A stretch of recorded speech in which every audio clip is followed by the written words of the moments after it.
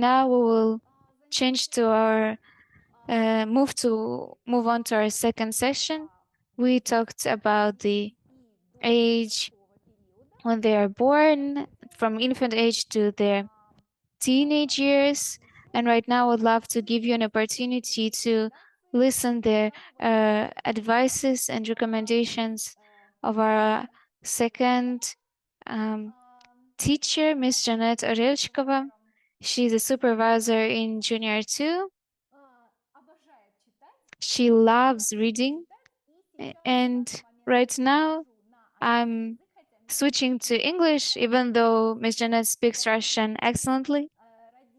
So for those of you who will listen to the translation, please switch to Russian one.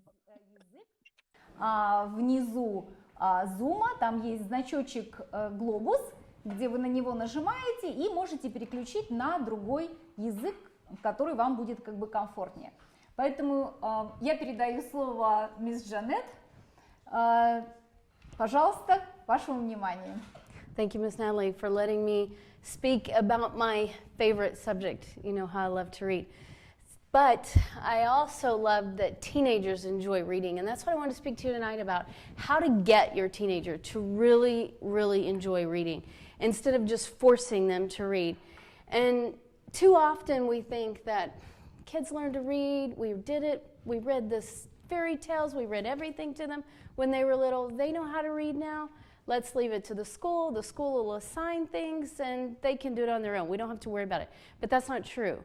And so today I want to talk about, just give you some ideas of how you might go about it. And one of the things I love is that C.S. Lewis said, let me see, he said, when you're old enough to reread the fairy tales, that's when you can really enjoy them. And I think that's the main thing, is to show them. And that's what I want to talk about. First thing is modeling. You know, they're not going to read if we're not reading. If they just see us on our phone or anything else, they're not going to read. They're just going to think, okay, why not? Why do I have to put down my phone when mom and dad doesn't?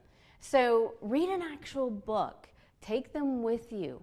Keep a book. I carry a book in my purse all the time. My kids are like, yeah, mom's reading. She's waiting on me, but she's okay. She probably has 5 books she's reading, so don't worry. I'm not in a hurry. But discussing with what you read with your child, too, makes a huge difference.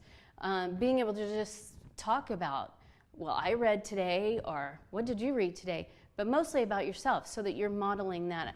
And I think that's one of the biggest things, is them seeing that you care. And the second one is read to them, like Ms. Yevgeny said, but you know, we don't have to stop when they're little, you know, because what happens is when we read above their ability, we give them a higher vocabulary. And when we read to them, it helps them to understand that, hey, it's still important. But one thing I want to touch on is that controversial books. Sometimes there's a book that you may think is not worth reading, or that you just tell your children, no, I'm not going to read that. Well, I raised 3 daughters, and at one point, the book, what was it called? Children, I'd have forgotten the name of it, sorry. But it was about eating children, or so we thought, right? Hunger Games, that's the name of it, sorry. The Hunger Games came out. And my oldest daughter really wanted to read it, and I thought, no, what is that, Hunger Games? They're eating each other. But so I thought. And so I thought, okay, I'm going to read this book myself. So first I read it, and then I read 1 chapter to my daughter, and then we discussed it. Then I read the chapter, and then I gave it to her, and she would read, and we would read together, and we would discuss. I would give her a chapter, she would give me a chapter. So we would discuss it back and forth, and we got through the whole book that way. And then I turned around and did the same thing with my youngest ones. And when I read that to them, it gave me an opportunity to speak about why I thought it was a controversial, or how they saw the world through this book. And I think that makes a big difference, because instead of saying, no, don't read that book, you're giving them a chance to say, oh, yeah, that's why mom and dad do not like that book, because there are things that are maybe not appropriate, or things that just need to be discussed in a broader more adult context. So don't be afraid to read the book first and then read it with them. If it's something that they want to read so bad, help them. That's the only way we can help them to grow in their reading and in their character. And the third thing is take them to the library and the bookstore. It's not just for when they're little, but when they're older. Take them, teach them how to use it. Teach them how to use the bookstore. Show them where their favorite sections are, things that they're interested in. If they're interested in skateboarding, go find them a book about skateboarding. But go in with the idea that letting them pick a book that they want to read, they will read. Even if it's a comic or anime to begin with, let them buy the book, and then next time they'll say, oh wow, wait, that was kind of fun. It's like a little rush.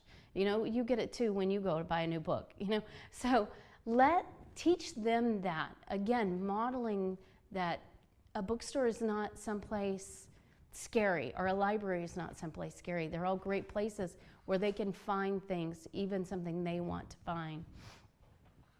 Fourth is connect what they're reading to the real world. So often I found that kids will read something and it's written way before their time, of course, and they ask, what is that? And we don't even know. And so go look it up. We have an amazing thing called internet, and we can look everything up. So if you have a child who for the first time reads about an animal or a people group, go to the website, search out that, show them pictures, show them videos, use documentaries, introduce them to the world around them. Documentaries are for my kids, they love the how it works, how it's made. Pardon me. And they would just sit and just watch one after the other. But they would also search out things that they read about. Oh, what does this even mean? I've never even heard of this tree, or I've never heard of this lake, or this city, or this country. And they would search it out. And that was how their reading progressed and their knowledge group progressed. Okay, sorry. Number 5, audiobooks. Okay. Let me step back 1 second, because there was something important I wanted to tell you that I talked about on the read to them. So when my daughter was 13, my oldest, 12, 13, I had a book that I really wanted her to read. It was a classic by Lucy Maud Montgomery called Anne of Green Gables. And I knew that she would like that book because Anne was very talkative. She had an amazing imagination, and she always came up with new words for everything because she thought the regular words just weren't good enough. Just like my daughter. And so I tried to give it to my daughter. She's like, no, I don't want to read that book. It's old. I don't want to read it. And so I said, okay, I'm going to give you a free chapter, or freebie as we called it.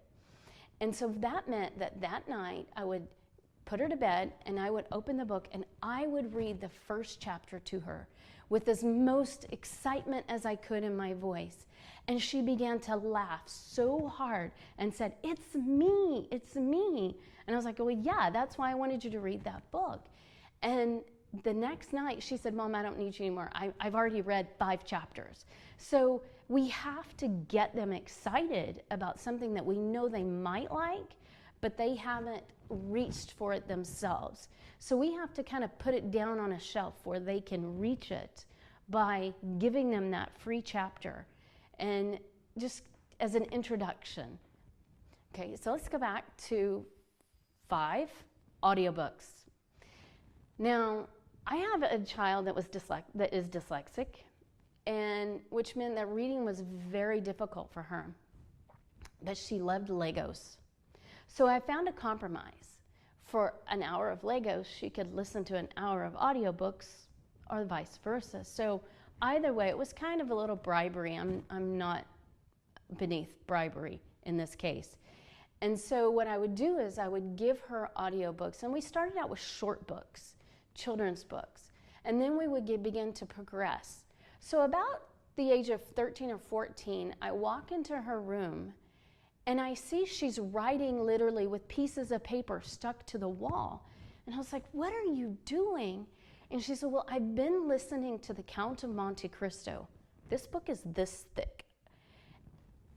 And I was like, so what are you doing now? And she's like, well, his character plots got a little extended, so I thought maybe if I plotted out the characters, I would understand a little better. This was a child who's dyslexic, who was not reading at all up to this point, but she would listen to audiobooks that seemed completely way above her ability. There was no way she was going to be able to sit down and read The Count of Monte Cristo at that time, but she listened to it twice. And the same with my husband. My husband listened to Les Miserables by Victor Hugo, and it was like, wow, I would have never tackled it in English, but he did because he listened to it. And so we have to understand that by kids listening to audiobooks, it's still for me the same as reading. They're getting the information. Yes, we want them to read on print as well, but sometimes they just need to tackle a really large book in audio form. And that's okay, because again, it's going to progress their vocabulary, because they may not be able to read at that level, but they can listen at that level. And they will also improve their listening ability, which for some kids, it's a huge need. Okay. So next, e-readers. I know technology is a big thing, and yes, it is hard to read on your phone, and yes, we all do it, or I do, because I think I have books in every available medium, because I just love books. But some teens really prefer the e-reader. It's light, they can throw in their backpack. I prefer it because as I get older, the letters can get bigger and bigger, and the books can get smaller because I'm not, I'm just carrying an e-reader. But for some teens, we found that they're on the computer a lot, and on their phone a lot, and so they actually found that giving them a paper book, it's just a different medium, and they love it. I know many young adults who say, no, I don't want an e-reader, I don't like it. I bought one year, all three of my girls, an e-reader, and I now have two because they gave them back to me. They didn't like them. And so they just wanted a book. But if you're going to get your child an e-reader, which right now it can be a little easier, right now it's a little easier to get English books out with the situation. It's easier to get English books by PDF or online, and that could be a really good just way to not hurt their eyes. If you get one without a backlight, so that there's not that eye intense strain. So I think it's one of those things you might have to try a cheaper version and see how they like it. But again, don't be surprised if they don't like it. So give them a challenge and rewards. Again, I am all for rewarding them. And one of the things I like to do is say, okay, this year I'm going to read how many books, or pick a book. Pick some of these. I've given you some examples here. A book from the future, a book about mystery, a funny book, a book title that starts with my same letter as my first name. And give them so many. Don't start with 50 or 60. Start with 4 or 5. And give them those, okay, when you finish these books with this challenge, okay, then this is your reward. If they have some specific thing they've been wanting or needing, just giving them that challenge. Kids love a challenge, but teenagers like to compete. So compete with them. Make it a family challenge, not just for them, but for all of you, and see who can be the first to finish the challenge. I think they would be really, really excited to compete with mom and dad. And also, make it a bargain. Okay, you can have your gadget or your television time for ever so long, or pages of how much time or how many pages you've read in your book. So that not pushing, you have to read, because the more you say that, the less likely they're going to be to read. But when you give them that challenge, also, hey, here's the book, and I heard there's a really good movie. You finish the book, then we'll watch the movie together. And that is a big thing too, because once they've read the book and then watched a movie, they'll be like, wait, that was different. The book was much better. The movie didn't go into that character development. I like the book much better. One day, back to the Hunger Games, I walked into my daughter's room and she was laying on the table crying, sobbing, this uncontrollable weeping. And I was like, what's wrong with you? Is there anything what happened? Leave me to mourn in peace. One of the book characters died. And so when she watched the movie, she was like, Mom, it just didn't do it for me. It was so much different on the book. It was so much better. It was sad still, but not as heart-wrenching as it was when I read it in the book. And I think that's a good example for kids to understand that movie is not the whole book. It's just a clip of what the person that made the movie, what they got out of the book. And we all get something different. And that's the other thing I want to say is there's a lot of good books for teens. Chronicles of Narnia, anything by C.S. Lewis, anything by Tolkien. Little Women, Louisa May Alcott has a lot. The Leatherstocking Tales by James Fenimore Cooper. It's very long. It's a little older, but again, go back to some movies after they've read it. Great movie. The Giver by Lois Lowry, one that you will have to read with them and really discuss because it's a lot of what's going on today. It's a good one. Around the World in 80 Days. And one of my favorites is a newer book called Gifted Hands. This gentleman, Ben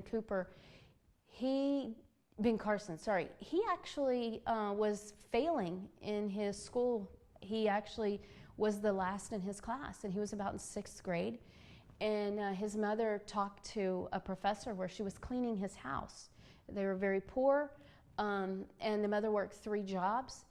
And she asked the professor, what can I do? And so he told her, read books. So she had her sons read 2 books a week, give a book report in writing, and watch only 2 educational television stations or shows, and then listen to classical music. It was when it was time for the book report, she was too busy ironing, and she would say, just read to me. Years later, this man became one of the greatest neurological surgeons that we have, separating conjoined twins. He was amazing. He's very gifted. And he said it wasn't until he was in college that he realized his mother couldn't read. She had them reading their book reports to her, but those boys went from the bottom of their class to the top of their class in 1 year just from reading. So it's doable. Oops, sorry. So the other thing I like to say is, to sum everything up, teens have some amazing insights. And when you give them that opportunity to talk to you and you learn how they're thinking and how they're seeing the world, it's really a gift for you to get to know your child. But you're also getting them to start reading. And I think that's the most important. And I think the last thing I want to say is a quote from a book called Giraffes Don't Dance by Giles Andre.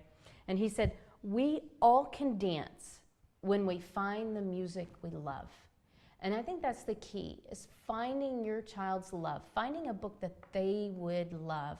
And that's, I think, the hardest part. And so thank you again, and keep reading. Yeah, thank you, Ms. Johnette.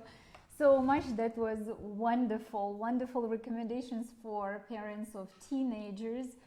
I'm for everything what you mentioned, and I gained even some advices for myself. Although my kids grew up already, but I think I still might help them with grandchildren and still practice what you suggested.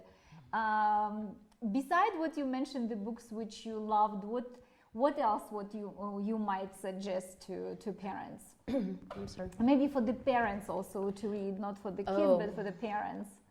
I think for me a big help was finding those parent books. Like, I love Dr. Dobson and Dr. Kevin Lehman.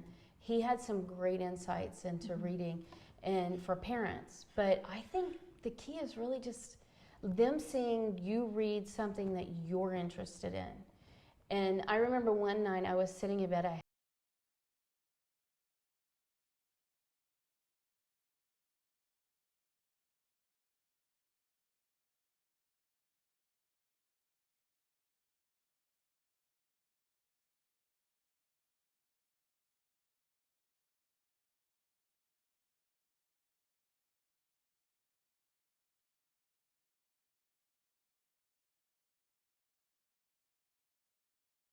they're going to pick it up too.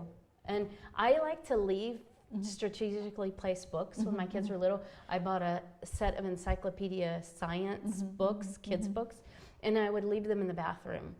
And they actually read the whole set. Just every week I would exchange it for the next one. Yeah, that is a good suggestion also. All right, dear parents, do you have any questions to Ms. Johnette? So we see everything, yeah. They enjoyed your session. Thank you so much, Thank you, Ms. Ms. Johnette. Yeah, Thank you. that was lovely, and you're always welcome to Ms. Johnette again for maybe conversations, or if you see us while we're inviting you to school, so you're always welcome. So basically, we didn't want to keep you long out of your getting ready for evening time within family, but you can begin right now with your kids, small ones or teenagers, and definitely within teenagers, what is very important for them that they do need to know that you care when they're at this stage. They do need even more than maybe babies at the time see that you are really interested in what is going on with them, what they're interested in. And I think maybe that touching the book topic, maybe it will change or make the difference in your family and in your relations with your children.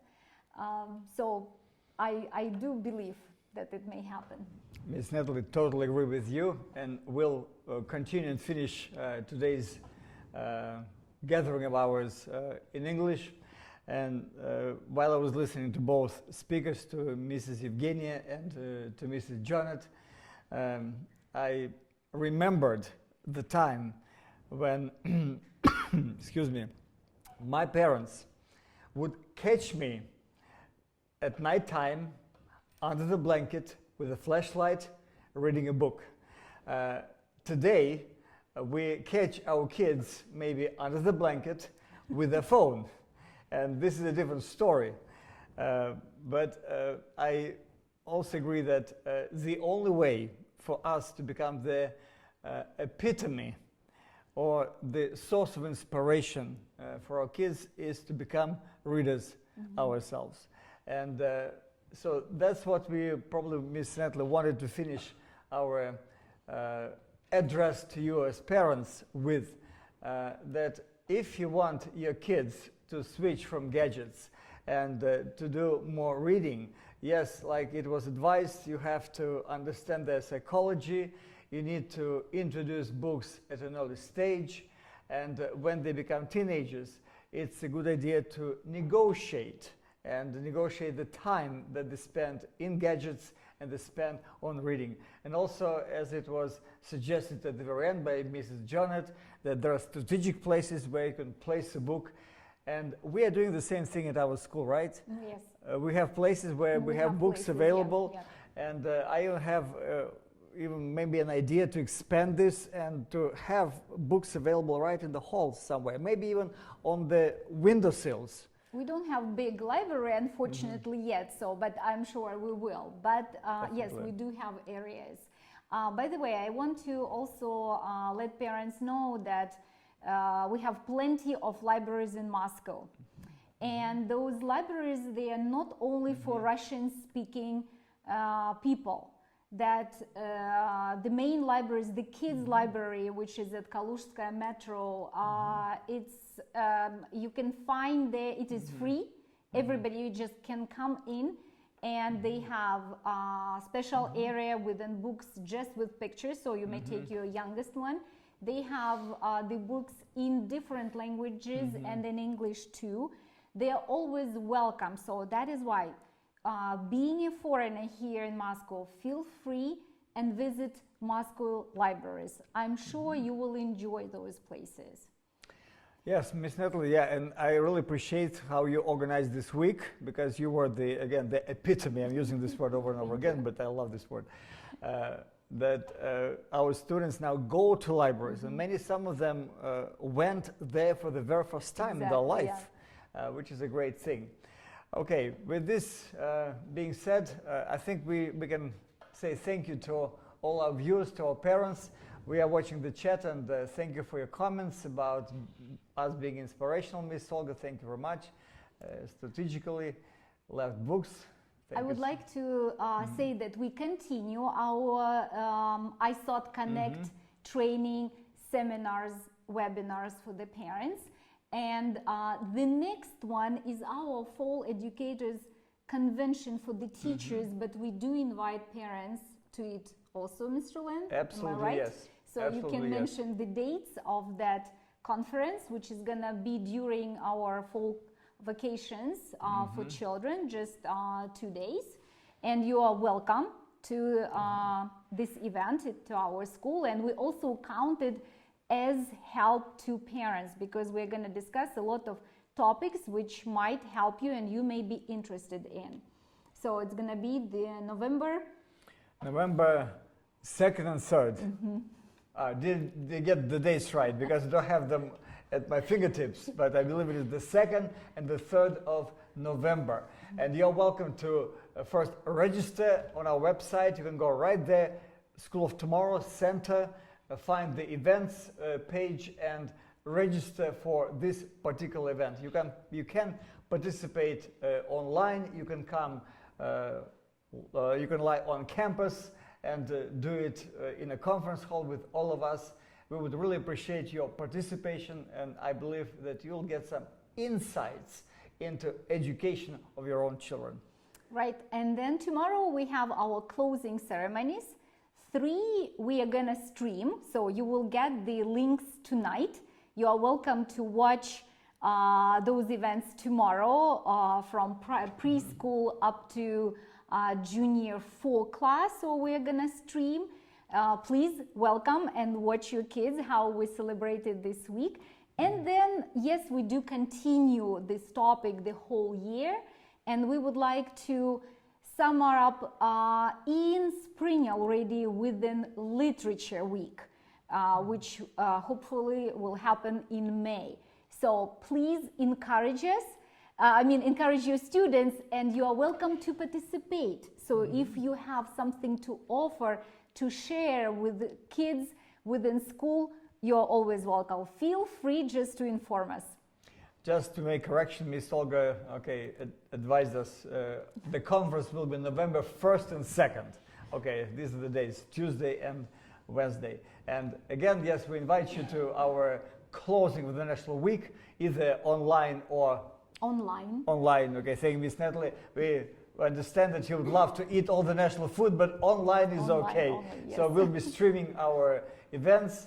And thank you very much for being with us today. God bless you and have a wonderful evening. Thank you so much. Goodbye. Goodbye.